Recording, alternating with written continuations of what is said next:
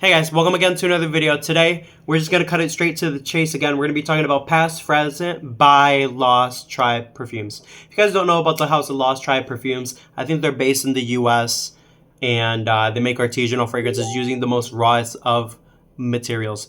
So what you get here is Bulgarian Rose from Sultan Kobos, Turkish Rosado, Bulgarian Rose Absolute, White Ambergris, Dry and Wet, dirty, Musk from Sultan Kobos, Cambodian Oud, CO2 from Jinko Store, Indonesian Sandalwood. So I'll just state here what it says, and we'll get right into the review.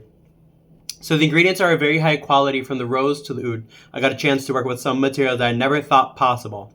Although the ingredients list is simple, all of them are incredibly special. The names highlight the best of the past from Sultan Kubo's secret stash, as well as the best from the present.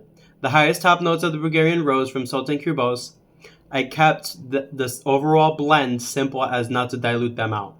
If you haven't already tried Cambu and Sar from Jinko Store, it's a wonderful sweet Cambodian oud with hints of blueberries and sugar. The rose comes out as eternal, lychee citrus notes that I have never smelt before. The dry and wet pods are also special in their own way. The dry has an incredible smell of a musk perfume on its own, while the wet pods no longer had grains but instead a musky jam underneath the skin. Finally, the Indonesian sandalwood and white ambergris bring the overall blend to a whole new level. So that was a little bit extensive. We're just going to go ahead and spray this and give you guys a review that you guys wanted. So got our index card. We're just going to go for it, like we always do around here. Ooh. So I get something very vintage in this fragrance. The Turkish Rosado here stands out. The Bulgarian Rose here stands out a lot too. And that ambergris stands out a lot too. I'm trying to see if I can dry this as quickly as possible, but I don't really smell oud personally. At least I don't. I get that ambergris with rose.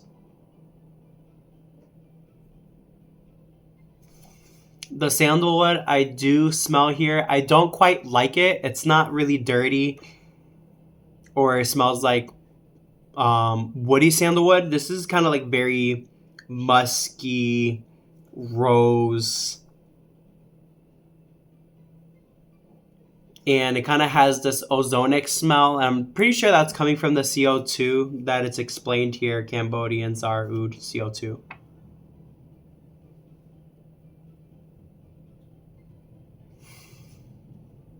And that's really all that I smell. That's really all that I smell so far in this fragrance. So we'll come back with my final thoughts. My final thoughts on this fragrance overall is you must like ambergris a lot. And you must like rose a lot too. The rose here comes out very natural. And the ambergris here stands out to me the most with the CO2.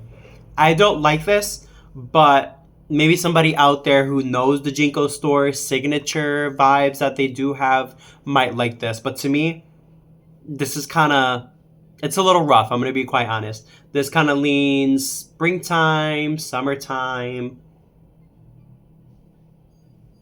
And that's really about it. Longevity on this, absolutely going to be fantastic. Projection on this is going to be absolutely good too.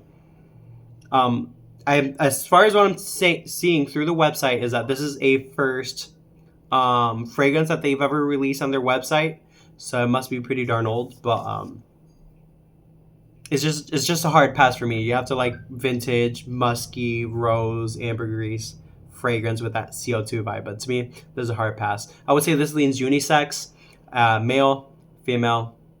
Anybody can really wear this. And that's really about it. And that was my little sample of past and present by Lost Tribe. If you guys have any questions, drop them in the comments below. This is my quick review on that. And this is my second one I've sampled so far from the House of Lost Tribe. And so far, it's been kind of hit or miss. So send some love, subscribe to the channel. You guys already know I love you guys, and God loves you too. See ya.